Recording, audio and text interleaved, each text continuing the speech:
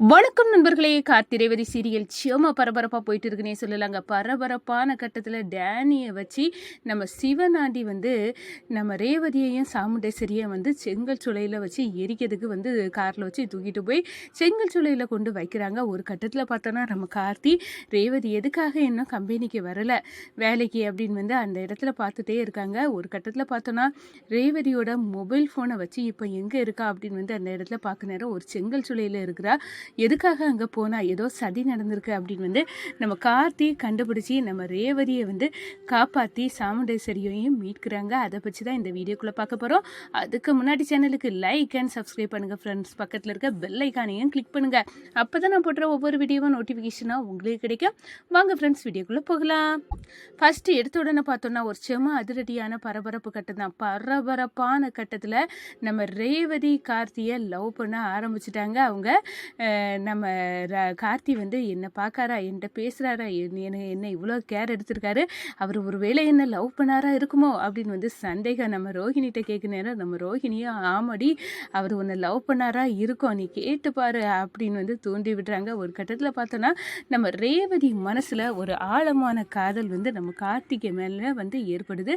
இந்த சைடும் நம்ம கார்த்தியும் எப்படியாவது ரேவதியை கல்யாணம் பண்ணிக்கணும், ரேவதி என்னோட மனைவி, ஆனால் அதை மருது கல்யாணம் பண்ண பார்க்குறான், அவனை அடித்து ஓரங்கட்டிட்டோம் அப்படின்னு அந்த இடத்துல இருக்காங்க.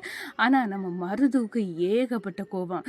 இந்த டிரைவர் வாட்ச்மேனோட பேச்சை கேட்டு என்னை அந்த எம்டி ரேவதி வேலை பார்க்கக்கூடிய கம்பெனியில் உள்ள எம்டி என்னை அடிச்சிட்டான், அவனை விடக்கூடாது, எனக்கு மேலேயே கை வச்சுட்டானா, அவன் சாதாரண ஆள் இல்லை, அவனை விட மாட்டேன் அப்படின்னு கோபத்தில் கொந்தளிக்கிறாங்க. ஒரு கட்டத்தில் ஆட்கள் எல்லாம் வச்சு நம்ம கார்த்தியை அடிக்க பார்த்தோம். நம்ம கார்த்தி அடாவடியாக அவங்களெல்லாம் அடித்து ஓரங்கட்டிட்டாங்க. இவன் பெரிய பலமாக இருப்பான், அவனை எப்படி அடக்கலாம் அப்படின்னு அந்த இடத்துல மருதுவுக்கு ஏகப்பட்ட கோபம். ரேவதியும் மருத்துவ இது பாட்டியோட பேரந்தான் அப்படின்னு மனசுக்குள்ளே நினச்சிட்டு இருக்காங்க. ஆனால் குட்டு வெளிப்பட நேரம் நம்ம மருந்துக்கு ரேவதி கையாலேயே அடி வெளுப்பு இருக்குது அப்படின்னு சொல்லலாம். இந்த சைடு பார்த்தோன்னா சிவனாண்டிக்கு கோபம் கொடி கட்டி பறக்குது அப்படின்னு சொல்லலாம். இந்த சாமுண்டேஸ்வரி மட்டும் கணவன் குழந்தைங்க பிள்ளைக்குட்டி அப்படின்னு சந்தோஷமாக வாழ்வாளாம். இன்னும் என்னையும் சந்திராவையும் ஒரு நாள் கூட அவள் சேர்ந்து வாழ விட்டதில்லை. இவ்வளோத்துக்கும் காரணம் இந்த சாமுண்டேஸ்வரி. அவள் உயிரோடையே இருக்கக்கூடாது. சந்திரா திருப்பி வர நேரம் நான் ஒரு நல்ல நியூஸை தான் கொடுக்கணும், ஓ அக்கா இறந்துட்டா அப்படின்னு உள்ள சந்தோஷத்தை அவளுக்கு கொடுக்கணும்.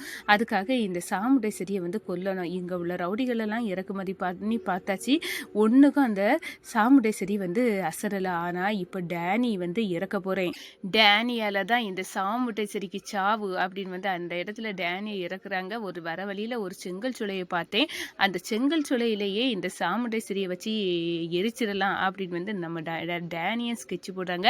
அழகாக ஒரு பிள்ளைக்கு பேர் சூட்டு விழா அப்படின்னு ஒரு லேடியை வச்சு நம்ப வச்சு நம்ம சாமுண்டேஸ்வரியை வலையில் விழ வச்சுறாங்க. நம்ம சாமுண்டேஸ்வரியும் அது உண்மை பேர் சூட்டு விழாவுக்கு போகிறோம் அப்படின்னு அடித்து பிடிச்சி ஓடுறாங்க. ஒரு கட்டத்தில் தலையில் உருட்டுக்கட்டையால் நம்ம டேனி அடித்து அப்படியே சுருண்டு விழுறாங்க. நம்ம ரேவதியும் நம்ம அம்மாவை காணல, எங்கே போயிட்டாங்க, அம்மாவோட மொபைல் ஃபோன் இருக்குது, அதை தூக்கி கொடுக்கணும் அப்படின்னு அந்த இடத்துல நம்ம சாமுண்டேஸ்வரி தேடி வர நேரம் அம்மாவோட கார் இங்கே நிற்குது. அப்போ அம்மா இங்கே தான் நிற்க வாய்ப்பு இருக்குது அப்படின்னு அந்த இடத்துல நினச்சி அங்கே வராங்க. கதவை போட்டு தட்டுறாங்க. என்ன சித்தப்பா கதவு டங்குன்னு அடிக்காங்க, யாரோ தெரியலையே அப்படின்னு ஜன்னலோட ஓரங்கட்டி எட்டி பார்க்குறாங்க நம்ம முத்துவேலு. அப்போ தான் இந்த சாமுண்டேஸ்வரிய பொண்ணு ரேவதி நிற்கிறா. ஆனால் ரேவதி வந்தால் ஏதாவது பிரச்சனை ஆயிடுமா, ஒரே கல்ல ரெண்டு வாங்க, அம்மாவையும் பொண்ணையும் நம்ம எரிச்சிடலாம், இவளும் காரணம் தானே, இவ சந்திராவை அடிச்சிருக்கா, அப்படி இருக்க நேரம் இவளையும் விடக்கூடாது அப்படின்னு நம்ம சிவனாண்டி கங்கணம் கட்டிக்கிட்டு அதோட நம்ம ரேவதி உள்ளுக்க வராங்க. ரேவதிக்கு தலையில் பொத்துனி உருட்டுக்கட்டையை வச்சு ஒன்று போட்டுறாங்க. ரேவதி அப்படியே சுருண்டு விழுறாங்க. ஒரு கட்டத்தில் நம்ம ரேவதியையும் சாமுண்டேஸ்வரியும் காரில் அள்ளி கட்டிக்கிட்டு அந்த செங்கல் சுளையில் கொண்டு போய் எரித்து தள்ளிட வேண்டியதான். இவங்கள அந்த செங்கல் கூட செங்கலாட்டு இவங்களையும் வச்சு தீயை போட்டு கொளுத்தி தள்ளிடணும் அப்படின்னு செங்கல் சுளைக்கு தூக்கிட்டு போகிறாங்க. இந்த சைடு பார்த்தோன்னா நம்ம ரேவதியை கம்பெனியில் இன்னும் காணமே அப்படின்னு ஏன் இன்னும் வரலை அப்படின்னு நம்ம கார்த்தியின் கண்கள் ரேவதியை தேட ஆரம்பிச்சிட்டு அப்படின்னே சொல்லலாம். இங்கே செங்கல் சுளைக்கு மலைக்கு கொண்டு போயாச்சு. அங்கே நம்ம சாமுண்டேஸ்வரிய ரேவதியை வந்து கொண்டு போய் வைக்கிறாங்க. என்னை கொஞ்ச நேரத்தில் செங்கலோக்கு தீ போட அந்த சாக்கில் இவ்வளோ எரிஞ்சு கறிக்குட்டையாக போக போகிறா அப்படின்னு வந்து அந்த இடத்துல வந்து நினைக்கிறாங்க. இவ்வளோ நாள் நான் பட்ட வேதனைக்கு இன்னைக்கு வந்து தீர்வு கிடச்சிருக்கு. இதுக்கெல்லாம் காரணமான இந்த சாமுண்டேஸ்வரி இன்னையோடி வந்து எரிஞ்சு சாம்பலாக போகிறா. இது நல்ல விஷயந்தான் சித்தப்பா அப்படின்னு வந்து அந்த இடத்துல சந்தோஷத்தை நம்ம சிவனாண்டிய முத்துவேலும் இருக்காங்க. அதோட பார்த்தோன்னா இங்கே ஒரு கச்சேரி நம்ம சிவனாண்டிக்கும் முத்துவேலுக்கும் கொடுக்கறதுக்கு நம்ம கார்த்தி வந்து ரேவதிக்கு மொபைல் ஃபோனை வச்சு எங்கே தான் இருக்கா, அவள் என்ன வரலையே, அவளுக்கு ஏதோ ஆபத்து ஆயிடக்கூடாது அப்படின்னு வந்து அவங்க மனசு படபடக்குது. ஏதோ தப்புன்னு ரேவதிக்கு நடந்தது மாதிரி தோணுது அப்படின்னு வந்து அந்த இடத்துல வந்து யோசித்து ரேவதியோட செல்ஃபோனை ட்ராக் பண்ணி எங்கே இருக்குது அப்படின்னு வந்து காட்ட நேரம் செங்கல் சூளைக்கு இருக்குது. செங்கல் சூளைக்கு எதுக்கு போனால் ஏதோ சதி திட்டம் இருக்கும் போல் இருக்குது, நான் ரேவதியை காப்பாற்றியே ஆகணும் அப்படின்னு கொண்டு ஓடி வராங்க. ஒரு கட்டத்தில் நம்ம ரேவதியை வந்து மீட்டுறாங்க. செங்கல் சூளையில் எரிக்கிறதுக்கு வச்சுருந்தா நம்ம ரேவதியை மீட்டுறாங்க. அதோட டேனி வந்து சொல்கிறாங்க, இதுதான் அந்த டிரைவர் பையன் கார்த்தி, அந்த ரேவதியோட புருஷன் அப்படின்னு வந்து டேனிட்ட சொல்கிறாங்க. இவனும் நீ தீர்த்து கட்ட வேண்டிய ஆட்களின் ஒருத்தன் தான் அப்படின்னு வந்து சொன்னாரோ.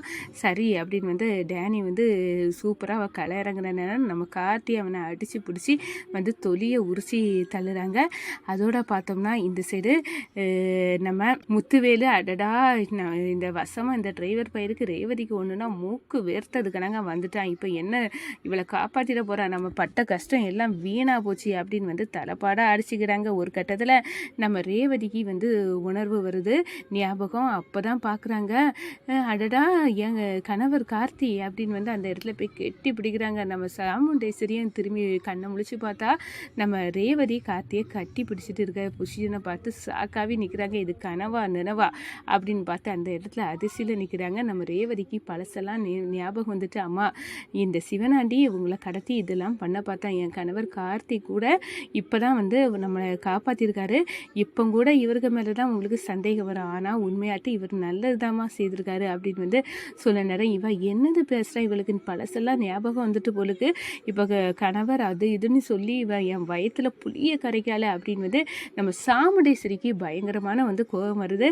என்னத்தை பார்க்குறீங்க, என் ரேவதிக்கு பழைய ஞாபகம் எல்லாம் வந்துட்டு இந்த சிவனாண்டி செய்ததுலேயும் ஒரு நல்ல விஷயம் நடந்திருக்கு அப்படின்னு வந்து அந்த இடத்துல சொல்ல நேரம் நம்ம சாமுண்டேஸ்வரி அரண்டு போயிருக்காங்க. இப்போ மருது யார், மருது எதுக்காக நம்ம வீட்டில் இருக்கான் அப்படின்னு எல்லாம் நான் வந்து அவளுக்கு இன்னொரு கல்யாணம் பண்ணி வைக்கிறதெல்லாம் வந்து அவள் வந்து தெரிஞ்சுக்கிட்டானா அவ்வளோதான், நம்ம மேலே அவ்வளோ வெறுப்பம் வந்துருமே, இப்போ என்னடா பண்ண அப்படின்னு வந்து மண்டையை பிச்சுக்கிட்டு நிற்கிறாங்கங்க நம்ம சாமுண்டேஸ்வரி. அதோட நம்ம கார்த்தியை கையோட கூட்டிக்கிட்டு வீட்டுக்கு வராங்க ரேவதி. வந்த வேகத்தில் நம்ம ஒட்டுமொத்த குடும்பமும் அதிர்ச்சியாகவே நிற்கிறாங்க. என்ன பார்க்குறீங்க அப்படின்னு வந்து அந்த இடத்துல ரோஹிணிகிட்ட கேட்குறாங்க. என் கணவர் கார்த்திகா அது அவரை கூட்டிகிட்டு தான் நான் வந்தேன் அப்படின்னு வந்து சொல்ல நேரம், கணவர் நீ சொல்ல அளவுக்கு போயிட்டுனா ரேவதிக்கு பழசெல்லாம் ஞாபகம் வந்துட்டு அப்படின்னு வந்து அந்த இடத்துல சந்தோஷப்படுறாங்கங்க.